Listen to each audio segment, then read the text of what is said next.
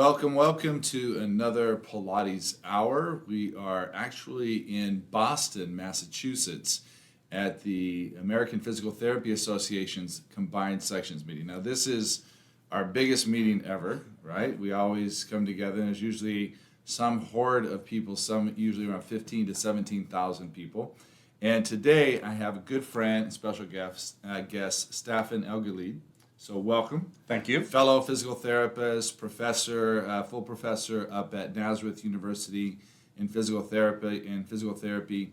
He also has served on the Guild for Feldenkrais and on the Yoga International Organization, as well as recently the Health and Wellness Promotion, is it, Yep. in the APTA? So that's a new sort of rekindling, and he's going to be co-chairing that. So Staffan, welcome. Good to have you here.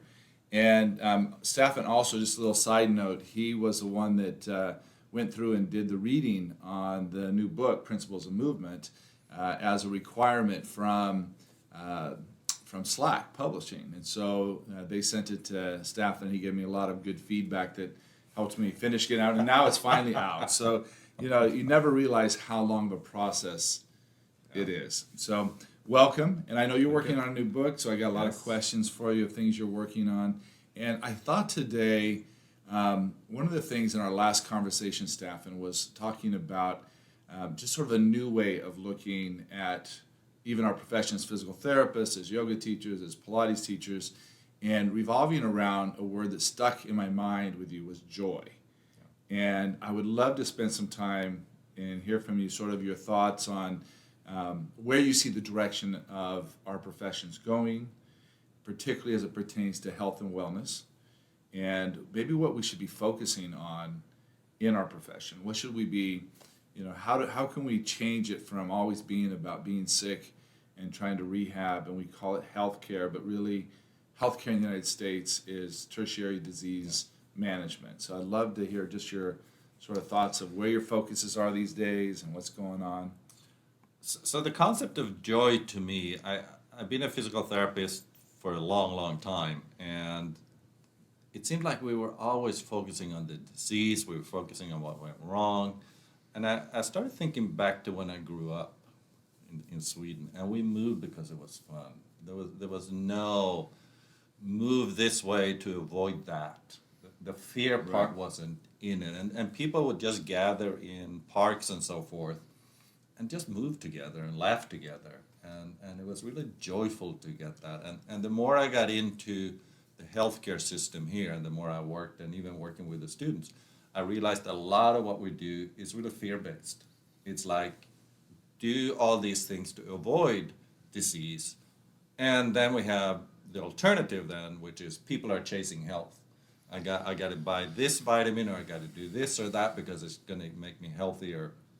But the joy was missing somewhere in there.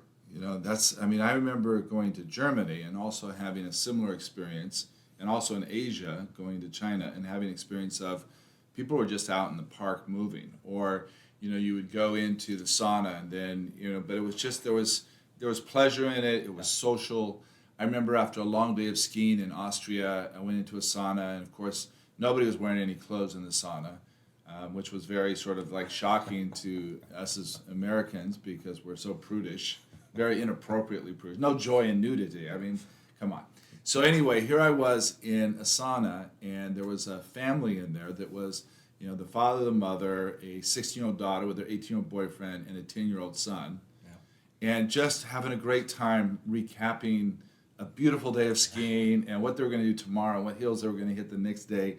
And I remember just being so, shocked of the idea of, you mentioned like joy and removing the fear. And, that's one side of it.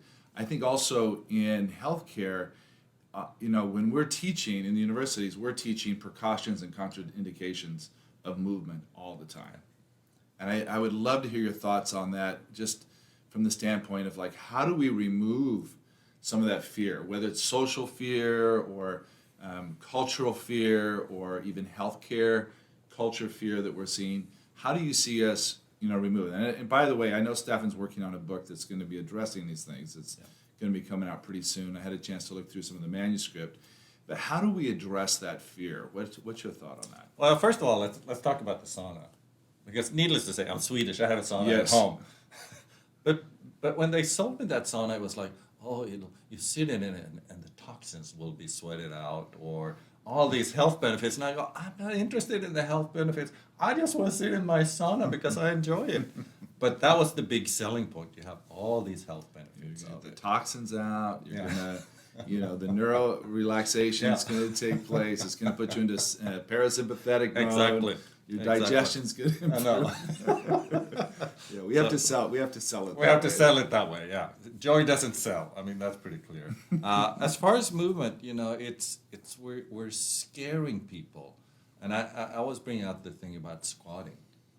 Now, as PTs, we know someone with knee problems shouldn't squat or do a full squat, but we've taken that to no one should do a full squat.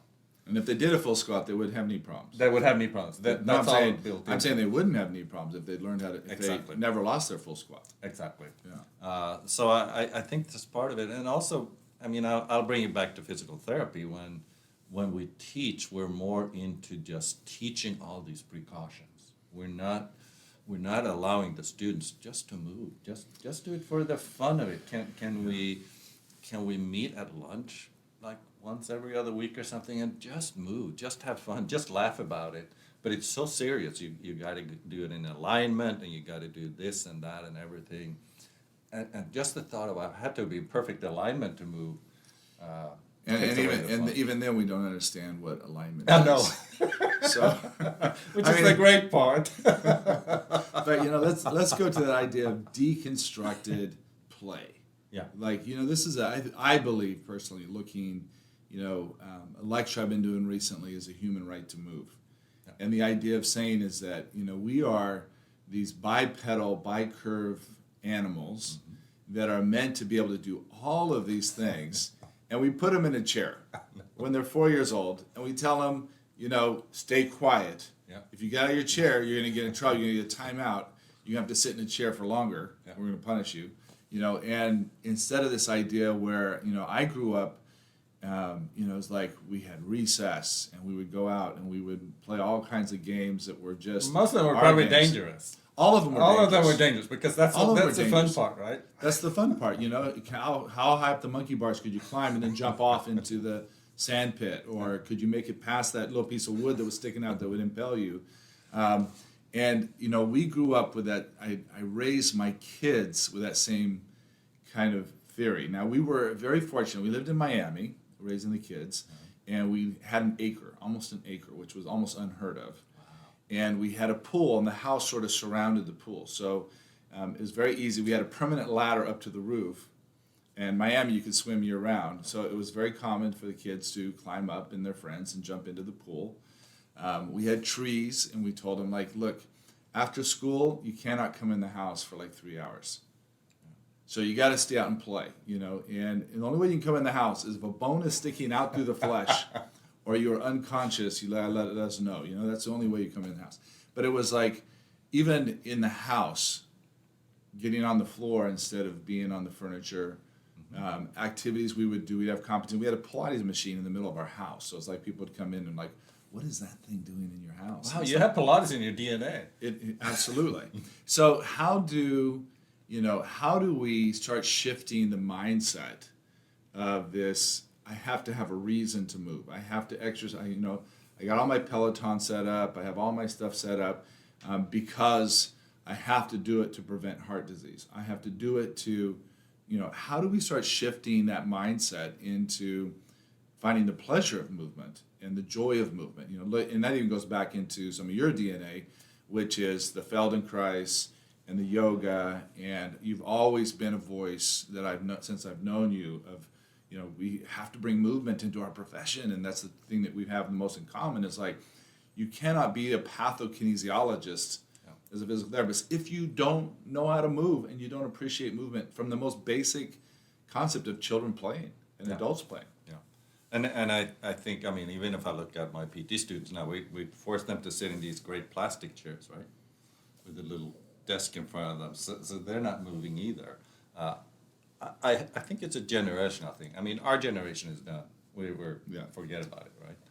But I think if we can get the new generation to realize the joy of movement, but it has to start in school.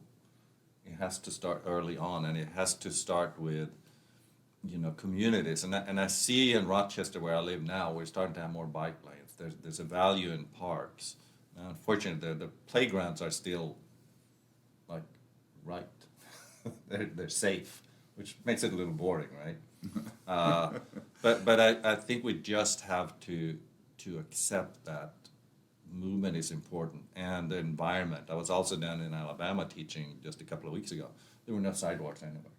I wanted to go walk or run in the morning, but there were no sidewalks. Yeah. I'm not going to drive to go do something. So it has to be right in the neighborhoods. We live in a neighborhood that we're so happy when we moved in that we didn't put up a fence, because all the kids are running through all the yards to play with each other. And I think it starts with a sense of community. I mean, a safe community. All the kids know each other. We're running around. We're playing with each other, and I think that's where it has to start. Yeah. But we lost that very basic sense of community and connectedness. And the kids they're fun. They enjoy movement. It's not like, oh my God, they're in my yard, right? Yeah. Well, I mean, we're so fixated on the safety and prevention of injury, and we're also fearful of, just bad people that are out there that are doing bad things with kids, and it's like, I get it, and now I'm in the stage where I have grandkids, and I'm thinking of, how do we protect them from, that, and still give them that deconstructed play, and, how do we find that? And I think that, I see families doing it now, so I want to say that it's not something that's just in our generation, the way we grew up. But I think that we need to be, like, for example, COVID probably was the worst thing that stopped all community involvement. So you look at, I was looking at some research the other day in American Heart Association, put out a paper that was warning to parents for their children having too much screen time. And I saw another one that was saying that the dosing of sedentarism or inactivity was leading to cognitive development issues with children and emotional development problems with adolescent, and obviously the physiology that we see. And so, again, it's sort of the American way of looking at it, saying like, not being active causes these diseases and these problems, therefore you need to be more active. But the problem is activity is very structured in our culture. And I'd love to get some ideas, even from what we see in Sweden and Norway and Denmark and Finland, of some of the things that community driven. And it's just like, and I'll tie this in with another study I saw that Harvard did, looking at the top 20 economies and their longevity. And America was number 20 out of the top 20. Australia was number 2. And when they looked at all the epidemiological data, what they found was that suburbanism was what was killing us early. Like, people that had communities where they rode bikes, they had parks, they walked to school, didn't matter what the weather was like, they didn't get all caught up in that. They had just natural play and things that they did. They even pulled New York City out of it, and New York City moved up to number 5 from 20. Wow. So really there's something going here, and that's why I'm so interested in your work. But talk a little bit about sort of what we could appreciate. And again, we have people from all over the world. I was looking in here. We have people from Austria and Europe and Asia that are on right now. And I think we're well over 5,000 that signed up for today's webinar, because we're interested in movement. Yeah. And how, from your perspective, where do you see that community walls being broken down? How do we as movement practitioners start to help our communities break down those walls or perceptions of only doing movement to make sure we don't get sick, or to prevent our kids from having, even though those are the consequences of it, how do we shift it to where we become that positive light in our communities to, bring that play and joyfulness out of movement? And I think that the way we do it, and again, you have grandkids. Now, my partner, her daughter has a 16-month-old. And to me, it's a joy to just watch this kid move, because he tries things over and over and over in different ways. Feldenkrais at its purest form. Feldenkrais at its purest form, because even Feldenkrais can get really structured right. But I will then come back to the community. Can we, in the block you live, can you say, you know, we'll meet whoever wants to show up. I'll bring out my boombox or whatever we have now. Right. It aged us, right? And let's just move. Let's just do things and let's laugh, because that also builds my connectedness to my neighbors. Yeah. And once I know my neighbors, once I know that community, and once we feel comfortable together, then we can laugh at each other, and then we can move. I think as PTs, I'll go back to our profession, we cannot practice without referral, you know. So there is nothing stopping us from saying, you know, we're going to do this on our campus, we're going to do this in our community. Right. I've seen some do that. Like I've seen clinics and hospitals even saying like, hey, we've got our, you know, we're going to meet in the park and we're going to go for a walk, or we're going to have these events, or, you know, just being able to create free events in free space that people are coming together, potlucks. We do that quite often on our farm.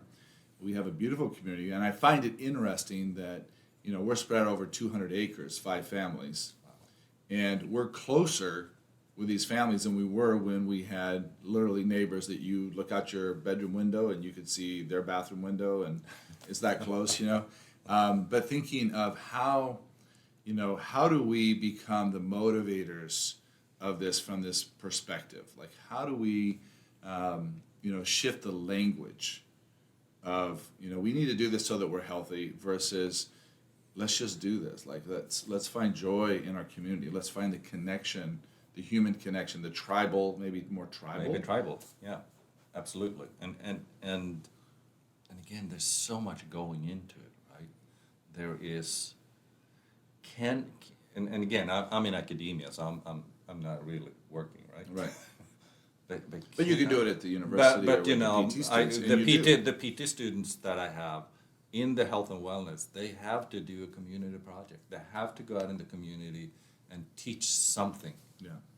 And bring the joy and bring some movement to some group that they think need it. Right. And that they are invested in. I'm not saying do it here or there, but do it in a group that you're really interested in, that you really enjoy being around. Because again, if I do it, if it's, you know, we say, oh, you got to go out and teach some movement or get people to work here, and I don't enjoy it, I'm not going to do it. So there has to be the joy from the healthcare professional too, not just something that I do, because it'll show. Right. It'll show. The people will see through that. I noticed my son, Gabriel, is a musician. He runs a music label, and he's been running his, they call it Sleepy Fest. So it's a music festival in the fall each year. And it gets bigger and bigger, and everything's outdoors. And he brings in, you know, all different types of experiences that people are having, from, you know, food, community, movement, dancing, a whole day event. And I remember being at this last one, and he asked me to conduct some Pilates classes and movement classes out on, you know, during some of the breaks while they're shifting bands and things. And it was just, you know, the word that comes to my mind again is it was a joyful experience. Like there was, it was so unstructured in the sense of just being out there and having food that was brought from people. They, you know, particularly invited food vendors that took pride and joy in their food, and it was healthy food. And, you know, they had people that were craftsmen that were making things and jewelries and writings and art and things like that. And I just think that, you know, the more, and of course maybe that's more unique of like where we're living now in North Carolina, we see a lot of that. But I know that it's happening everywhere. Yeah. And the question is, how do we, you know, tap into that? What are things that we can bring into some of those community events and social events? Even like maybe we'll talk a little bit about what you have your students do as their assignment to do something like that to promote, you know, movement and joy in the community. You know, and my students, they go from anywhere from assisted living to first graders. And just, I mean, and they give a little bit information about movement and why it's important, and then just do movement session. And when they do it, they're laughing. You know, it's fun for the students to do, and they're really engaging the students, right? But we're not talking that much about the health of it. We're just talking, how does it feel to move? Yeah. How do you feel? How do you feel now after you moved? How do you feel? Was this fun? Was this enjoyable? Exactly. I mean, it's not about if you keep doing this, you know. No, it's more how fun was this? Yeah. And as my students laugh and as PTs come out and laugh, and I think your was a great example. Go to a music festival. Go to something that is not movement based. Do something during the break because those people are there for the joy. Right? Yeah.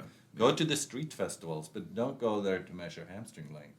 Yeah. Bring some hula hoops. Yeah, bring some hula hoops, right? I mean, how can Or you balls not, to juggle. How can you not think that is fun, right? Absolutely, absolutely. It's amazing. Like, I got interested. I used the hula hoop as a kid. Always moving, always exploring. It was something that was cool. And we recently were at a street fair, a health fair that was out in the community up in North Carolina, and some of my colleagues had never ever done hula hoop. And there was a hula hoop person that was there and had like all these different, some of them were, the hula hoop was as big as me, like as tall, like these huge hoops. And it was just amazing to see how they were scared to do something that was not structured like sports. And I think this is something that I want to go into as well. Before you go there, part of my health and wellness up until COVID was we're going to sit in the classroom half the time and we're going to do something half the time. And the students had to come up with it, except for 1 year. I brought in a professional hula hooper. Awesome. That is so And great. I don't think we've ever had that much fun. Oh, hula hoop, I'm telling you, it breaks down all these weird, And then you got to see, and we did ballet, we did everything. But then you got to see the really good athletes struggling, laughing at themselves, and some other people just who weren't used to moving. They were laughing too. Yeah. But just to see that we're all klutzes when we try something new. And we can laugh about it. The novelty of it, yeah. The novelty. Get some new stuff. Do something you've never done before. Right? There was a great book called Novice to Expert. It was written by nurses in nursing education. But it was talking about this idea, sort of like Malcolm Gladwell's tipping point. Yeah. Same idea that, how do we find joy in novelty?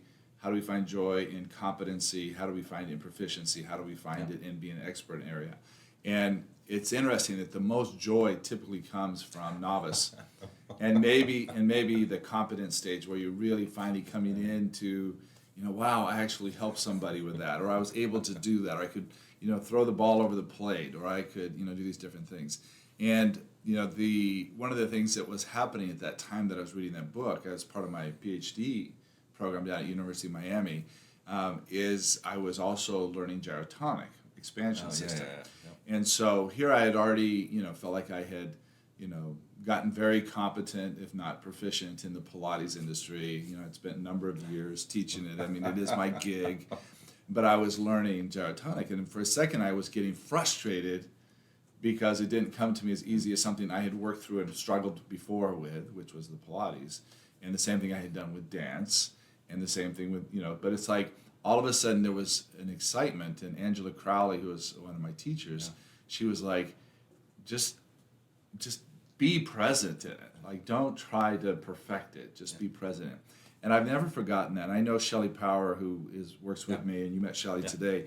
Yeah. Shelley's big thing is just like allow the movement to happen, and don't try to force people to be perfect. Don't try to force, like, they're not going to hurt themselves their first attempt, but then you give them an external cue and let them discover and play with it for a while before you try to throw another one on. I often refer to that as cueing vomit. Like you just, we tell to me, it's physical therapists, we train that way. Yes, I know, it's part of our training. So I love that idea though. But I love that little frustration and the novice, because I mean, Feldenkrais and other people that were really into the whole somatic experience, they also had a bigger picture.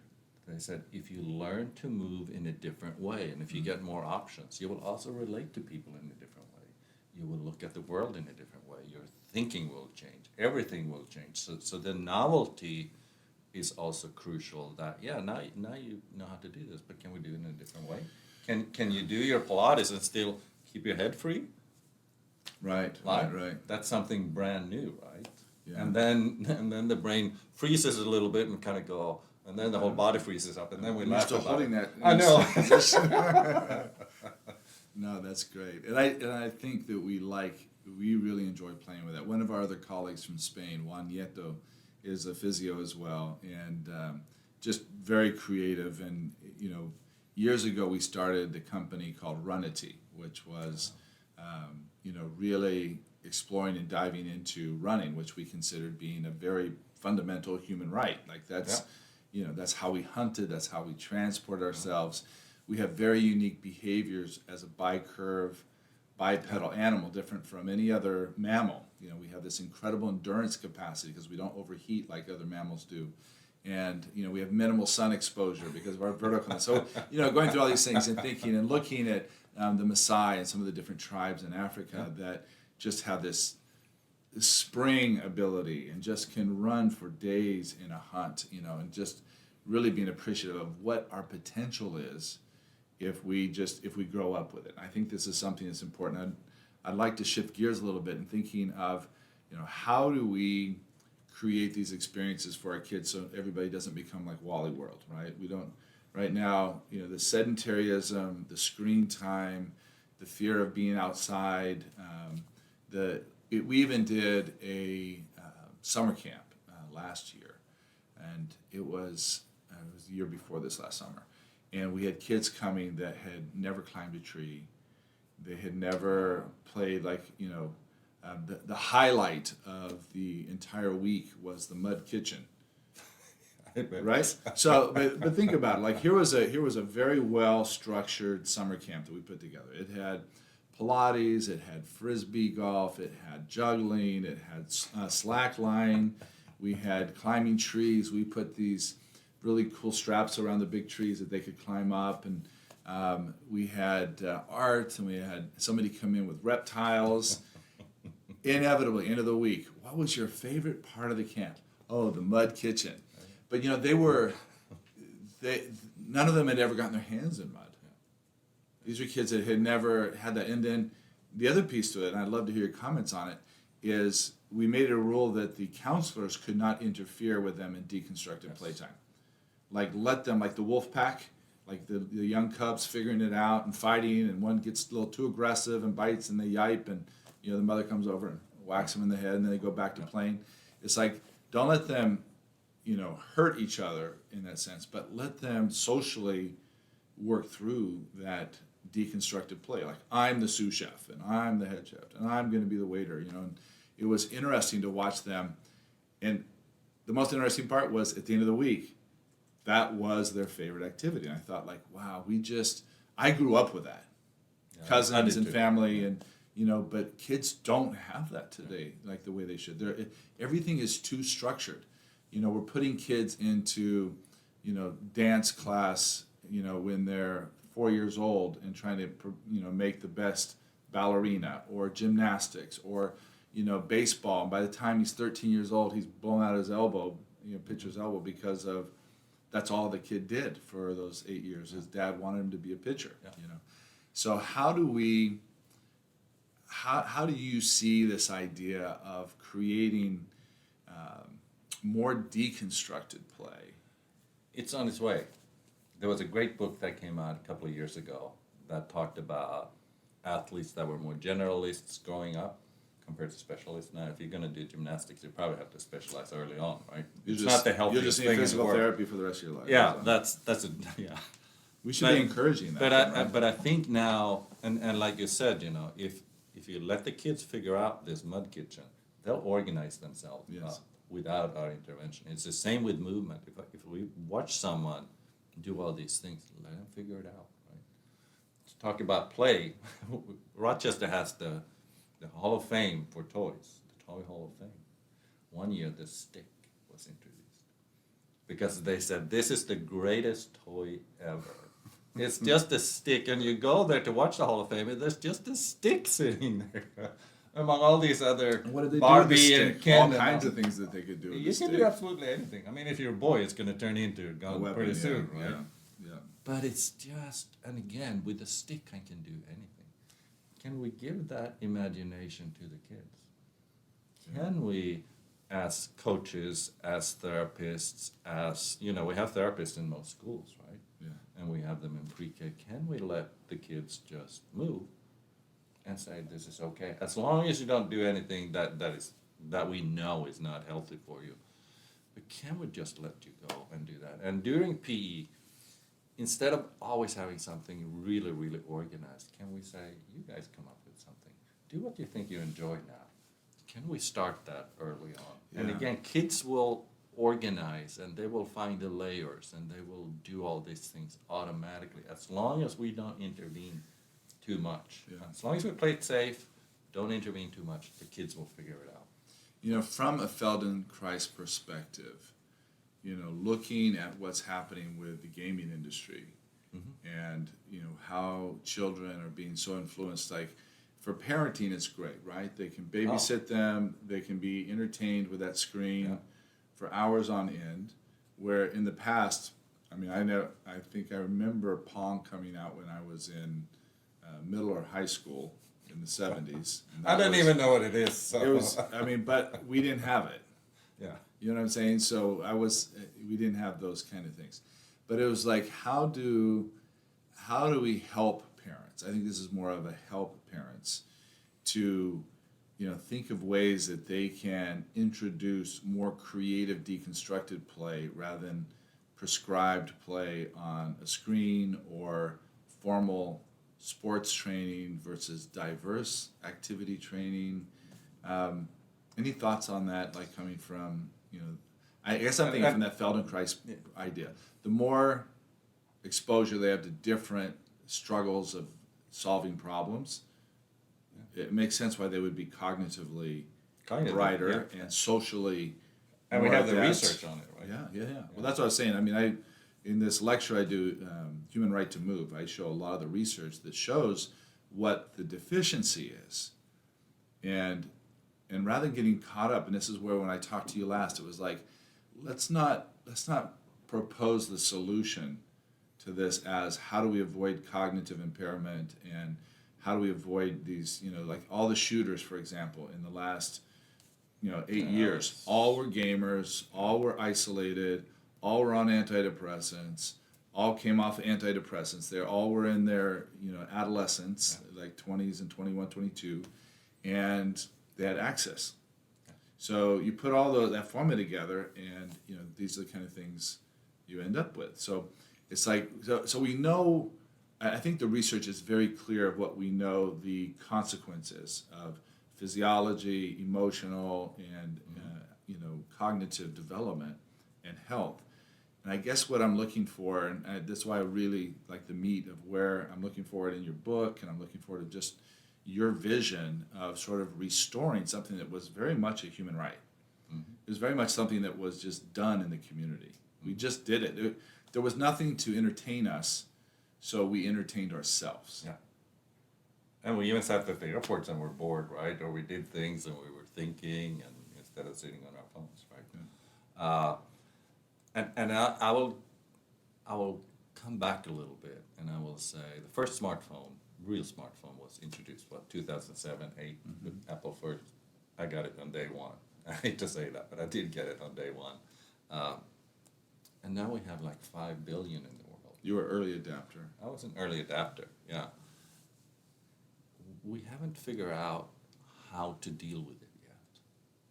But I see in my students that grew up with it, more and more saying, this is not it. When I have kids, they're not going to get a smartphone early on. Yeah. They're not going to do it because it's not healthy for me, and I'm hooked on it.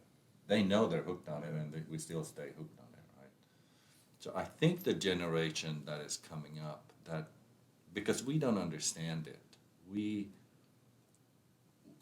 don't understand it, and it was a new thing for us. But I think within a generation, because the virtual world, I don't think will ever take off. They will say this caused some damage to us because again it comes down to should we say you can't have it? That's not going to work, right? So again, we have to let it play out to some extent. And the kids that are now in their early to mid 20s that are going to start families, they're going to have a different perspective on giving a phone to their kids because they saw what it did to them. And I'm not sure we can force that. What we can do, and what I believe that at least PTs will do, personal trainers and some other groups will do, is that they're going to say, okay, we're going to offer you this. We're going to offer you some movement experiences. We're going to make this relevant to you, and we're going to show you how, you really kind of have fun with this, right? And this is see how you're doing this, and you're actually face to face with the person, and you're building this relationship because kids and I work with students in their 20s, they lack that, and they know they lack it, and they're frustrated. They're I can't tell you frustrated how many kids that I, as their advisor, meeting with them and just realizing that they've missed out on something. Yes. And I think that's a very good point that you bring out, because I keep thinking maybe in a more pessimistic way of, is the next generation going to be worse than the Gen Zers? And I think you're right. No, like I watch my kids as well, that, my youngest, Alina, I think is an incredible parent. And, what she's done to, communicate so much better than maybe we communicated with her, or to create opportunities of she's an art teacher. So, of course, she's always thinking of, exploring and creating. And so watching, our granddaughter have that experience of creating and having to make believe play at a level that is back reminding me of how we had to make believe play, right? So I do think that's interesting. I'm crazy enough to have faith that unless we let's not intervene too much, it's going to play itself out, and we're going to get that joy. In the meantime, let's just offer it. Yeah, make it available. Yeah. Very interesting. A couple comments that have come in. Lisa Leader, one of our followers, she said, "I remember the hula hoop and loved it." That's great. Christine said, Piaget said that teaching must first be meaningful in order to teach students anything. And that was a famous child psychologist in learning. And then Debbie said, there's an amazing book called The Power of Play and Free Play, Improvisations in Life and Art by Stephen Nakimovich. And again, we know the power of play, but we intervene too much because we're gonna make play a learning experience, and all of a sudden it wasn't play anymore, right? Play is not a learning experience. Play is something that develops, and as it develops, you're developing a relationship with the other person. You develop a connectedness. You develop an understanding of the other person and you. But if it's structured, I don't learn anything about myself or the other person, right? Yeah. And it comes back to that. We had done a conference surrounding on the topic of play in Spain, when Juan Nieto and his partner Blas Chamorro put it together. And we had Kim Jibalisco there, who's a phenomenal mover and movement teacher in New York. And one of the things, my job was to really do the deep research on play, right? And to look at the science of play, right? And it was so interesting because what it came down to was a couple things that were common in all definitions of play from different countries. So looking at how do the Chinese, like the word has a very different meaning and very different perspective, but looking at the commonalities. And that's sort of my way of looking at the world, like whether it's religion or politics or human behavior. It's like, let's find the commonalities, cultural, ethnicity, like what are the commonalities we have? And then we can celebrate the differences as well. And one of the things that was interesting in all the research was they all had to have an agreed upon rules that were made by the group. And they all played roles inside the group. And so play all of a sudden could be things like, well, military could be play, and the judicial system could be play, and religion is play. And where do we learn to have those kind of roles in our lives? And then you go back, and what you realize is that even in the pack animal world, so when you think of, the primates, or you think of wolf packs, or even mice, I mean, there are such incredible behaviors that are similar to what we should be experiencing as children, of being in community and having that, nobody's telling you what you need to do. You are discovering ways to do that. And I can't help but think, like, from a neuroplasticity standpoint, Bob's your uncle. I mean, that's totally the top of the world. Totally. And just the other week we had a lab in the group, and we did core training. Well, you know, the students just looked then at this core, right? But then I started looking at it and I said, look at his hand. The hand is going like this every time they do something. Or they lift their foot every time they do something. And we pointed that out. It was like everyone started laughing. It's like, how funny is that? And then it was a joy around it, right? Look at this crazy person doing that. I went and took a square dance. Square dancing class with my partner. She was a ballet dancer. I'm a runner. I know how to move like that, right? And it's like, she just couldn't stop laughing. Yeah. And I couldn't stop laughing either because I realized how silly I got. Right? Well, you know, that was the result of this conference we did on play. It was like, I remember Kim Jabalisco did one where you had to move across the floor and you had to write your name, right, in space, but with different body parts. Yeah. So somebody decides to use their booty to write their name across, and everybody's just dying laughing, or their nose, or an elbow, you know, and it's like the idea of that expression of something nobody ever thought of, but had the ability to do. It's like that imprint of your signature is in your whole being. Yeah. Could you do it with your tongue, or with your chin, or with your shoulder, your back?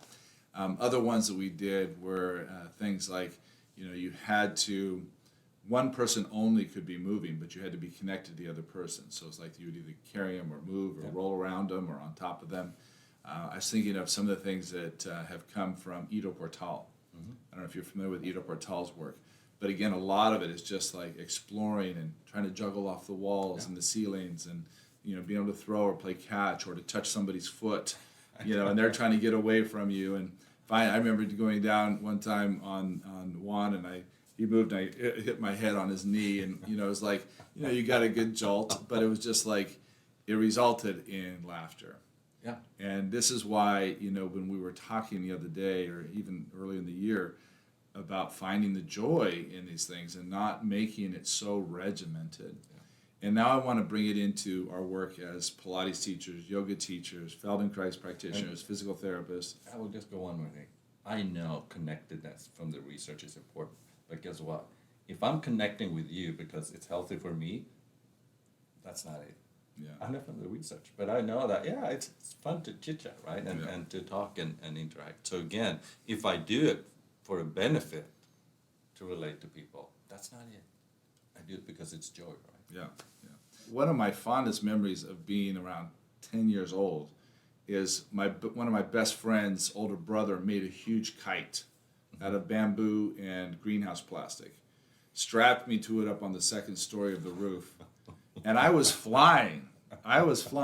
What we didn't think about was landing gear.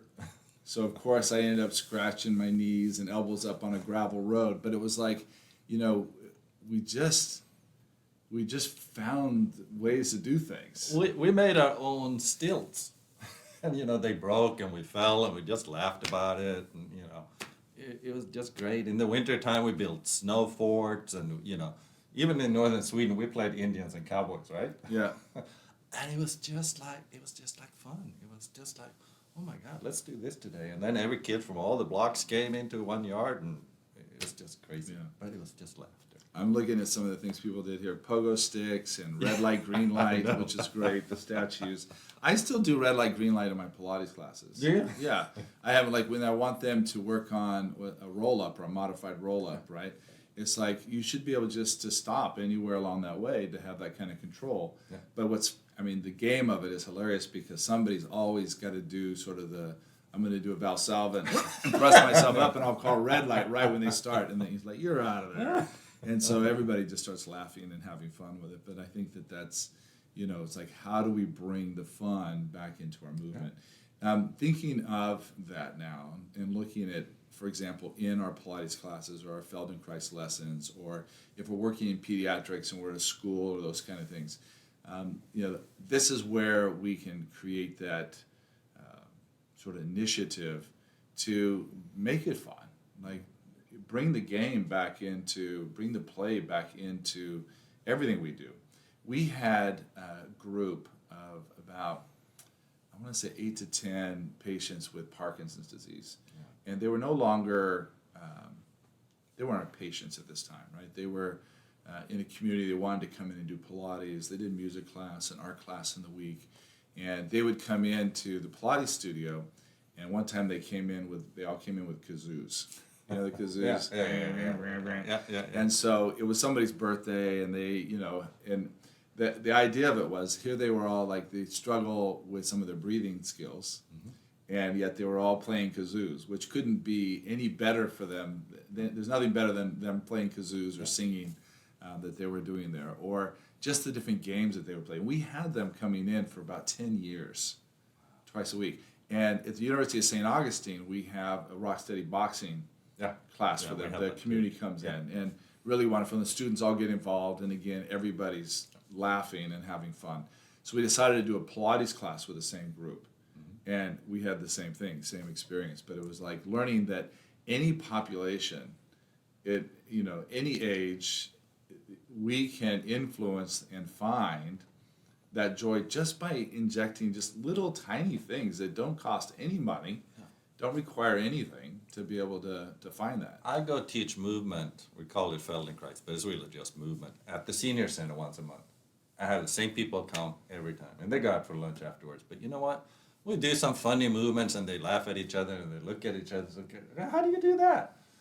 And then we take a little break, and then we talk, and we laugh about their experiences from what's happened since the last month I saw you. And it's the joy. They get the joy of movement, but they also get the joy of finding out, so how are you today? What's going on with you today, right? Yeah. Well, it breaks down that formal barrier that just doesn't have to be there. Yeah, I'm looking at some of these that are coming in, some pretty good ones. Building igloos, jarts, dodging them, playing Evel Knievel on our bikes. Yeah, I did jumps. I did that too. I actually broke a collarbone doing that, but it healed and I'm fine. Pizza, running on top of oil barrels as they rolled along the field, so getting up on top of barrels. Yeah. We had, we have these big hay bales in North Carolina, and everybody loves to, when they come, they'll climb up on top of them and try to find balance. Pizza boxes down snowy hills. Carnival in Bahia, Brazil. This is Samandi. 6 hours straight dancing. I've been there during Carnival, and it's wild in Bahia. So I can tell you that's. And probably unstructured dancing. Oh, just totally. Just go the music's going. Exactly. Everybody's moving. And it's nonstop. I mean, Yeah. just you can't catch your breath. Oh, yeah. Let's see. Swinging. From tree vines, love it. Pogo stick. Somebody else had brought up pogo stick. Cookie sheets to ride down snowy hills. Yes. Oh, garbage can lids. Yeah, Yes. Those are great stuff too. We had a great little hill right where I lived. It ended right at the road, which wasn't ideal, but we learned how to stop on the garbage lids. I can see Diana said she liked to slide down the car windshield, and that her mom didn't like that too much.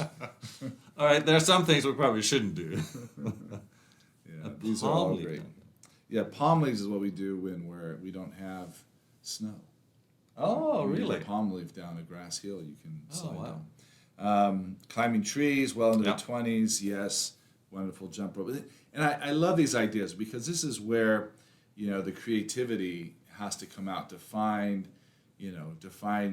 just that joy of something that was cool like that. And, I do remember doing the Evel Knievel jumps on a ramp on an old bike. And I also remember my front wheel coming out of the forks and coming down and not wanting to let the front forks come down because I knew I would. And I was forbidden, just so you know, to jump ramps because I was the youngest of four boys. So they'd already seen all the injuries that come from it. So I was told no. So I remember coming home and I had like a scrape on my head, a scrape on my shoulder, and my knees were beat up pretty bad. And my dad was a cop, and he just looked at me and goes, "You were so in trouble. You were jumping ramps." I went, "No, Dad, I just was walking down the road. I just fell down the road." We played street hockey all the time. Yeah. It was just a given. Yeah, there are a few cars coming here every now and then. So, we'll just stop when the car comes. And we just hope that they don't run over our snow piles that are the goals. Right? Exactly. But it was unstructured, and we just made up the teams, and you know what? Sometimes we fought because someone hit you a little too hard, and then we got over it. All right. Well, we're coming to the end of the time here, and I want to sort of I always love to give takeaways. I want all of us to take away. I'm taking away some things already that I'm thinking of that I could do better And I love the idea of deconstructed play. I love the idea of exploration and making things fun and finding joy. But I know that we get so caught up in all of the rules. And remember, rules is part of playing. Yeah. It's just, making rules in that moment Yeah. of how the game's going to roll out. And how do we, work through those things and have joy in that. So what would be some take-home messages for a bunch of thousands of Pilates teachers, physical therapists, yoga teachers, Feldenkrais practitioners? My take home for you is when you're with your clients or patients, with your PT or Pilates teachers or whatever, just laugh with your clients and laugh at yourself. And put yourself, when you're working with this person, put yourself next to them sometimes and show them that you can't do something either, and that you enjoy learning something new, and that you learn something from them, and that you're showing some movements that you just can't do, or you say, oh God, the other day, I went home and I tried this, or I played with my kids, and it's talk about the experience and talk about the joy that you are getting from working with other people and working with your families and working with your communities to bring out concrete examples and just be joyful when you're with your clients. Be the light. Be the light. Be joyful. Absolutely. Yeah, I love that. Staffan, you have a book that's going to be coming out sometime in the next year or so. Do you have a timeline on it yet? Or I don't. I'm working with agents. Okay. Don't have a timeline on it yet because every publisher now have books in the queues. Yes. So you know how it is. Ours was in the queue for 6 months. I know. We blamed it on paper shortages because of trees and COVID. COVID got blamed for a 6-month delay, but I know it's more, And it's like, internal we editing. have a few books in that style now, so we have to get them out first. But the reality is, Do you have a name for your book? Yes, health is a byproduct. Because Health I is a byproduct. truly believe that if we really want to be healthy, we need to do things that brings us joy, that brings fun, that brings community, that just brightens up our life. And if we do that, the health will come out as a byproduct. It's a byproduct. That it reminds me when we were looking at, in my dissertation, was looking at prediction rules for functional outcome. Yeah. And we looked at psychosocial measures and we looked at physical limitation measures because that's always such a challenge for us in our field. And what was so interesting to me was that it was the psychosocial measures that predicted an 80% plus a functional outcome. And the physical limitation measures were at 50%. And yet, all of the byproduct of that was they did get stronger, they did get more flexible, they did have better balance, they did have better coordination, but it was not the driving force. The driving force was to have these positive movement experiences. And when we're dealing with people with pain, it's having these positive movement experiences that exceed their expectation. And that happens when people are playing or in group class. We talk about swarm intelligence, like the idea of, if everybody's trying to mimic each other or those kind of things, which is another fun game. Yeah. Either in partners. I do that all the time. And, mimicking each other is hilarious. And everybody's dying laughing at the end. And yet, the lessons we learned from that of, being sensitive and, being able to feel in our own bodies what somebody else might be feeling and having empathy and having compassion are such powerful things that were a byproduct of it. But it was the sheer joy and funniness of playing together. Well, listen, Staffan, thank you so much for taking time out of the conference. I know you got this book coming out, and I sure appreciate our friendship and professionally. Thank you all for joining us today. Yep, and we'll look forward to got a really good schedule coming up in the future. So keep your eyes posted with some great guests coming to join us over the next couple months. I'll be in Germany next week, so I will be out of commission on the webinar. But I think Christy Idavoy is going to be taking over, and Christy is a wonderful, wonderful host. So make sure you check in with what Christy has in store for us. I do believe she's talking about pelvic floor, so check into that one.